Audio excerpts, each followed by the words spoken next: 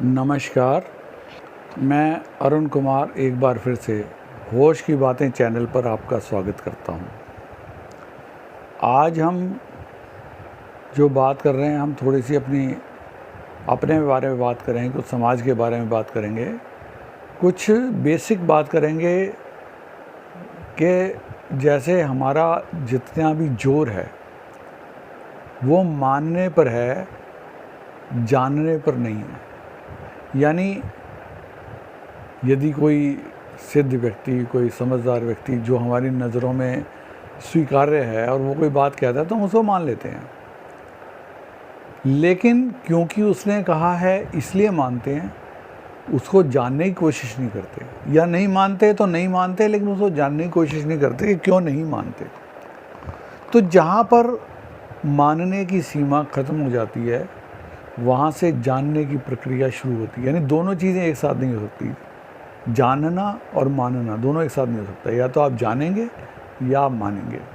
तो मेरा ये कहना ये है कि मानने के बजाय जानने के ऊपर ज़्यादा जोर देना चाहिए। एक छोटी सी घटना भगवान बुद्ध के बारे में है कि एक दिन भगवान बुद्ध बैठे हुए थे और एक व्यक्ति उनसे मिलने आया और उसने बड़े जिसको कहना चाहिए शिद्दत से ये बात कही कि प्रभु, मेरा पूरा विश्वास है कि भगवान हैं, तो आप क्या इस बारे में कहते हैं, आपका इस बारे में क्या विचार है। तो बुद्ध ने कहा नहीं, भगवान तो बिल्कुल नहीं है। कौन कहता है भगवान है? कोई भगवान नहीं है। चला गया। दोपहर होते होते एक आदमी और आ गया मिलने। उसने भगवान से पूछा कि प्रभु एक बात बताइए कि मैं किसी भगवान को मानता नहीं हूँ, मेरा भरोसा नहीं भगवान के ऊपर, कोई भगवान है भी कि नहीं है, तो मैं तो मानता नहीं, तो आप बताएं कि भगवान नाम की कोई चीज़ है कि नहीं। तो बुद्ध ने कहा हाँ भाई, क्यों नहीं है, 100% है, भगवान को बिल्कुल है। कौन कहता है भगवान नहीं है? बिल्कुल है भगवान। वो भी चला गया। शाम होते होते एक तीसरा व्यक्ति आया और उसने कहा प्रभु, मैं बड़ी उलझन में हूँ, पेशोपश में हूँ और मैं ये तय नहीं कर पा रहा हूँ कि भगवान है या नहीं है, तो आप इस बारे में मुझे कुछ बताएं। तो बुद्ध बोले नहीं कुछ भी, खामोश रह गए, चुप हो गए, कुछ नहीं बोले, कोई जवाब नहीं दिया। थोड़ी देर वो व्यक्ति बैठा रहा और थोड़ी देर बाद वो बड़ा आनंदित होकर चला गया। तो जो उनका प्रिय शिष्य था आनंद, वो सवेरे से ये देख रहा था, तो उसने कहा कि प्रभु, आज तो एक बड़ी अबूझ पहेली हो गई मेरे लिए तो ये, क्योंकि आप एक ही बात को तीनों बार तीनों व्यक्तियों को अलग अलग बता रहे हैं बात। एक को कह रहे हैं भगवान नहीं है, दूसरे को कह रहे हैं भगवान है, और तीसरे को आप उत्तर ही नहीं दे रहे, खामोशी से बैठे हैं आप। तो प्रभु ने कहा कि आनंद, ये तीनों को मैंने उत्तर एक ही दिया है। उसने कहा ऐसे कैसे भगवान, एक को आपने कहा भगवान नहीं है, दूसरे को भगवान है, तीसरे को आपने कुछ कहा नहीं, तो एक उत्तर कैसे हो गया। तो भगवान बुद्ध ने समझाया कि देखो, जो व्यक्ति सवेरे मेरे पास आया था उसने ये मान लिया था कि भगवान है, मान लिया था, जाना नहीं था, उसका कोई व्यक्तिगत अनुभव नहीं था इस बात के लिए कि भगवान है या नहीं है।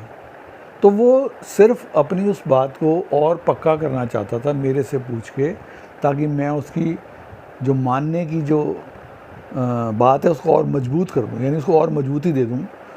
लेकिन मैंने उसको बिल्कुल झटके से उस बात को खारिज कर दिया और उसको मैंने कह दिया कोई भगवान नहीं है, ताकि वो दोबारा जानने की कोशिश करे बजाय मानने के।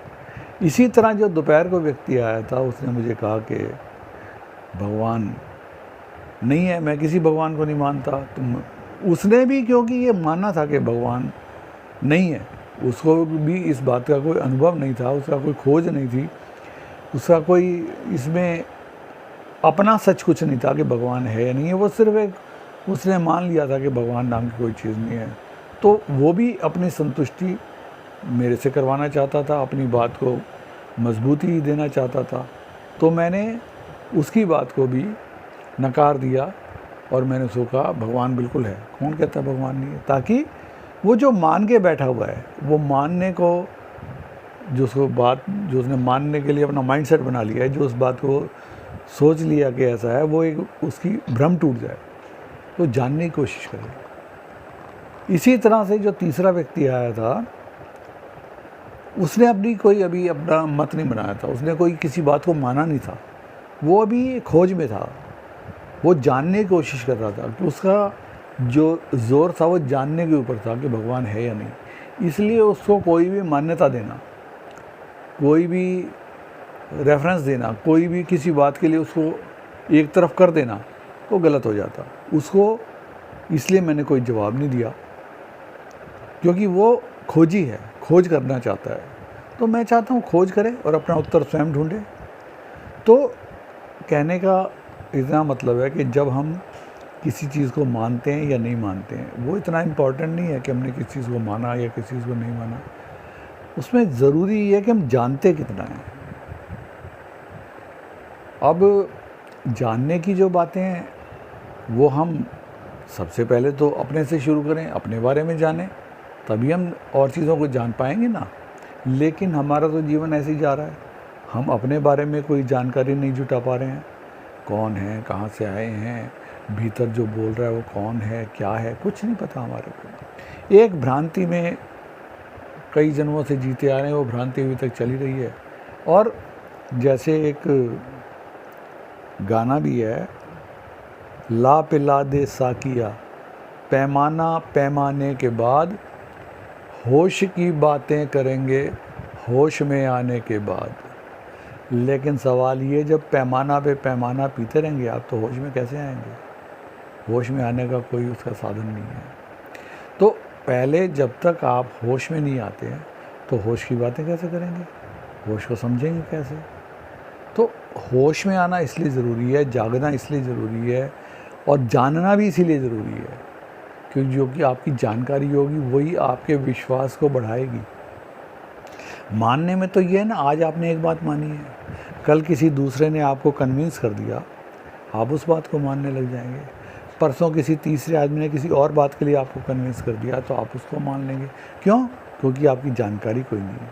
आप सिर्फ सामने वाले के तर्कों के आधार पे या उसकी जानकारी के हिसाब से अपना मत बना रहे हैं, या अपना मानना या मानना डिसाइड कर रहे हैं। इसलिए सारा जोर जानने पे दें, मानने पर कोई जोर देने की ज़रूरत नहीं है। दूसरी बात यह है कि आज हम देखते हैं कि मतलब ये मैं इन जनरल एक बात लोगों से सुनता हूँ कि ज़माना बहुत बदल गया है। अब वो ज़माना नहीं रहा पहले वाला, टाइम चेंज हो गया है, लोग बदल गए हैं, दुनिया बदल गई है। किसी के मुंह से मैंने कभी ये नहीं सुना कि हम बदल गए हैं, यानी मैं बदल गया हूँ, ऐसा कोई नहीं कहता है। सब इस बदलाव के लिए दूसरों को दोष देते हैं, दूसरे को दोषी बताते हैं। ये कहते हैं दूसरे लोग बदल गए हैं, उनके बदले हुए स्वभाव को, उनके बदले हुए व्यवहार को देखते हुए मुझे बदलना पड़ रहा है। मैं नहीं बदला हूँ, मैं तो वैसे ही जैसा था, लेकिन लोग बदल गए, और हर आदमी यही कहता है। तो सब सवाल ये, जब कोई बदला ही नहीं, फिर इतना बदलाव कैसे आ गया? तो सबसे पहले, क्योंकि हम जो देखते हैं हम अपनी दृष्टि से देखते हैं, कभी हम सामने वाले की दृष्टि से खुद को थोड़ा देखेंगे। हमने जो बात कही, हमें अच्छी लगी, हमने कह दी, और हमने कह के हम तो हल्के हो गए, लेकिन जिसको हमने कही उसको उस बात का क्या असर हुआ, जानने की कोशिश ही नहीं करी, कभी सोचा ही नहीं इस बारे में। तो जो बदलाव है, बदलाव के लिए जितना दुनिया को हम दोष देते हैं, उससे ज़्यादा जिम्मेदारी हमारी है इस बदलाव के लिए। तो जब अच्छी दुनिया को हम चाहते हैं, अपने आसपास माहौल अच्छा चाहते हैं, हम ये चाहते हैं कि दुनिया सुंदर हो, दुनिया ईमानदार हो, दुनिया प्यार से भरी हो, दुनिया में नफ़रत गुस्सा ना हो, ये जितनी भी बुराइयां हैं जो ना हो, तो हमें ये सारी बुराइयां सबसे पहले अपने भीतर से निकालनी पड़ेंगी। सबसे पहले अपने आप को शुद्ध करना पड़ेगा, अपने आप को बदलना पड़ेगा। जब हम बदलेंगे उसी दिन आप देखेंगे हमारी दुनिया भी बदल गई। तो इसलिए सारा जोर खुद को बदलने पे दें, दुनिया अपने आप बदल जाएगी। जिस दिन आप बदल जाएंगे, दुनिया अपने आप बदल जाएगी। आज के लिए इतना ही। नमस्कार, धन्यवाद।